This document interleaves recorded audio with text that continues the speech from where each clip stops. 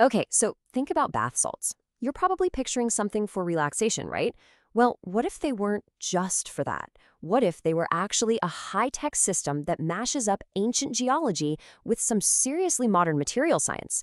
That's exactly what we're going to break down today. A product line that takes a simple bath and turns it into something, well, a whole lot more complex.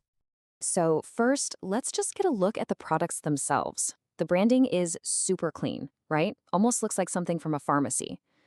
Here we have platinum or P+. And then there's gold, AU+. And they even have iron, Fe. You can see they're leaning really hard into these chemical symbols, which, right off the bat, frames the whole thing in the language of science. And that, of course, raises a pretty big question. I mean, we're all used to things like lavender or maybe eucalyptus in our bath. But gold and platinum? What is actually going on here? What's the thinking behind putting precious metals in your bath water? To figure that out, we've got to peel back the layers on this thing. Because according to the source material, this isn't just a simple mix of ingredients. Nope. They present this as a very deliberately constructed system. And that whole system is built on these three main pillars. First, you've got what they call an ancient mineral matrix. That's the salt. Second is dispersed metals. That's the high-tech part. And third, something called phytoarchitecture, which is all about the plants. So you can see this is being set up as a functional system, not just your average bath soak. All right, let's dig into that first pillar, the salt.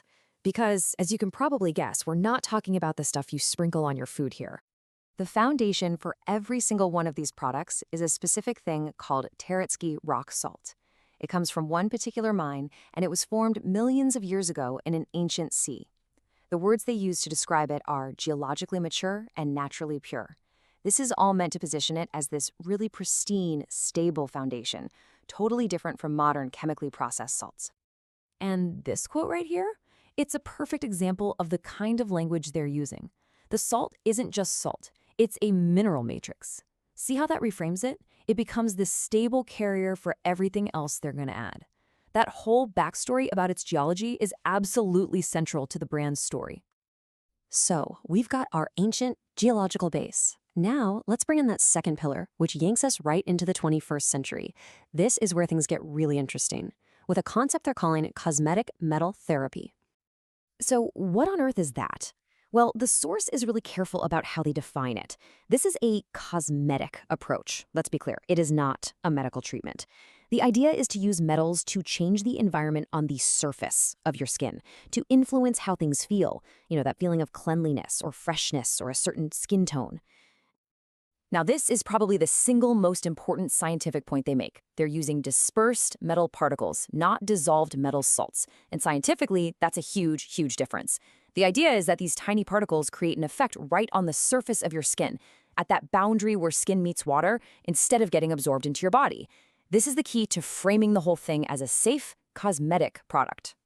So here's the deal. Each metal is given a very specific job. Silver is all about a hygienic profile. Platinum's role is antioxidant architecture.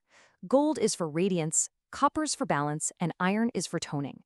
You can see how each metal becomes the star of its own show, creating a really targeted experience, right down to the fancy slogan. Okay, so we've got the ancient salt as a base, we have the modern metals giving it a function, and that brings us to our third and final layer, the biology. Let's look at how plants get worked into this system, through a principle they call phytoarchitecture. Yeah, this isn't just about tossing in some gerbs that smell nice. Phytoarchitecture is a system of deliberate pairing. So, first you take the metals job, let's say silver and its hygienic role. Then you find plants that have a similar kind of profile, like botanicals known for their antiseptic properties. And finally, you combine them to create this synergistic system where the metal and the herbs are both pulling in the same direction, toward the same cosmetic goal. All right, so we've unpacked the three big ideas: the ancient salt, the high-tech metals, and the smart phytoarchitecture. Now let's put it all back together and see what this looks like as an actual finished product. To make this super clear, let's just put two of them side by side. The gold formula, which is all about getting that radiance, and the silver formula, which is focused on that feeling of cleanliness. And right here, you can see that phytoarchitecture idea in action. The gold formula for radiance gets paired with plants that are rich in antioxidants, like aronia. But the silver formula for cleanliness gets paired with stuff known for its antiseptic profile, like eucalyptus and birch. See? Each combo is its own little targeted functional system. And when you zoom out, you see the whole system. Each one offers a totally different cosmetic experience, but they are all built on that exact same three-part foundation: the ancient salt matrix, a specific functional metal, and its perfectly matched plant complex. So, after taking all of this apart, what's the big takeaway? When you strip away all the marketing talk, what are we really looking at here? It really boils down to this powerful combination of three different stories. You've got the story of ancient geology, which makes you think of purity and stability. Then you have the story of modern technology with these dispersed metals, which sounds super effective and cutting edge. And finally, you have the logic of biology with the herbs, which grounds the whole thing in nature. Each piece tells a really appealing story. And this is the bottom line. The whole narrative, the words they use, the branding, it's all designed to elevate a product we all know. This isn't just bath salt anymore. It's being presented as a scientifically constructed mineral phytotherapeutic system. It's a sophisticated, science-backed tool for your wellness routine. Which leaves us with one last big question. What we're seeing here is this fascinating blend of science, nature, and really clever marketing. And it kind of points to where the world of cosmetics is headed. So the question we're left with is this: are we looking at a new science of wellness, or just a very, very sophisticated new art of storytelling?